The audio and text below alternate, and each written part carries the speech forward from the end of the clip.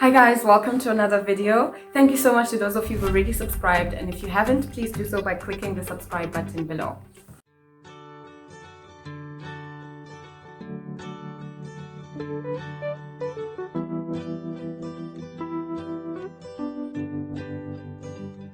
In today's video, I will be talking about how to break bad habits. If you haven't already watched the previous video where I talked about how to build good habits, I will link it up here. And in today's video, just like with the last one, I will be using the model from the book Atomic Habits by James Clear about how to build good habits and how to break bad habits. So obviously today we talk about how to break bad habits. So stay tuned if you're interested to know how you can do that. So the concept of breaking bad habits is quite similar to how you would build good habits, in the sense that it's the same laws but inverted. So basically the opposite of what you would do when you're trying to build a good habit. So that would be to make it invisible, unattractive, difficult, and unsatisfying. So I'm just going to get into detail with each one, and I will be using the example of gaming as a bad habit that maybe someone wants to cut out. But of course you can apply this to anything. I'll just use that to have a constant that we can use as a reference. So the first law is to make it invisible. So in the case of gaming, that could mean giving away your set to a friend, or perhaps asking a family member to hide it or keep it in their room and only give it to you at certain times. Not having the visual cue of a habit that you're trying to break makes it more likely for you to be able to break it successfully than if it's always right in front of you. So out of sight, out of mind. If it's not there, you will hopefully not think about it and obviously be less tempted to do it if it's not there. The second law is to make it unattractive.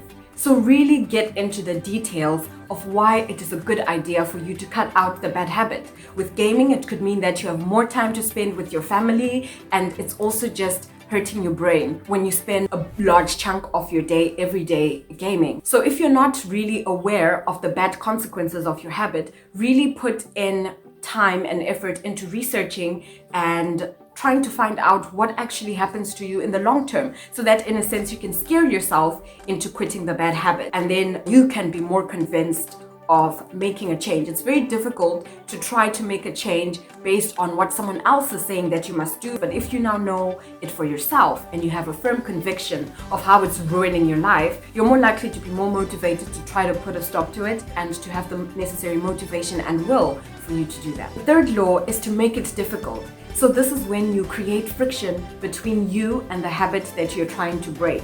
So again, with gaming, that could mean packing away your set after every use and tucking it away at the top of your closet. If you're short like me, then that's going to be a hassle for me to bring it down all the time when I want to play. But even if you're not short, it's just an added step or steps that will hinder you from continuously doing something. So it's quite similar to making it invisible, but it's going even beyond making it invisible and making it difficult for you to get to the bad habit. And then slowly but surely, it just isn't worth it. And another advantage is possibly in that time of trying to get over those steps, you have more time to remind yourself why you shouldn't be doing it. So hopefully that will also help to keep you motivated and to keep you going. The last law is to make it unsatisfying. And simply put, it's punishing yourself when you continue to do the bad habit. So James Clear suggests that you enter into a habit contract with a friend or a family member where you set down the rules of real consequences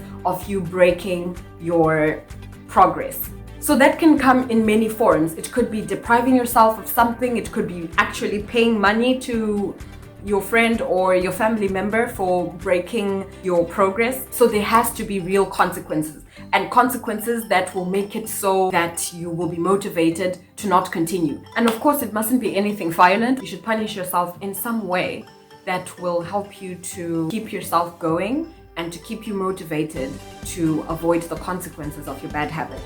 And I suppose also just reminding yourself of the long-term punishment that you're exerting on yourself by continuing down a certain path might be enough for some of you to stop the bad habit. But if you need that extra motivation, this is a really helpful tip. Lastly, don't give up and don't be too hard on yourself. It is so difficult to build a good habit, and likewise, it's really difficult to break a bad habit. So slowly wean yourself off it. And I think something that is also so important is to continuously remind yourself of what the desired result is. What changes are going to happen in your life and in the lives of those around you when you have gotten rid of the bad habit. And that will hopefully give you the will and the motivation you need to continue. So I really hope you guys have success in breaking bad habits, and I will see you guys next week. Bye.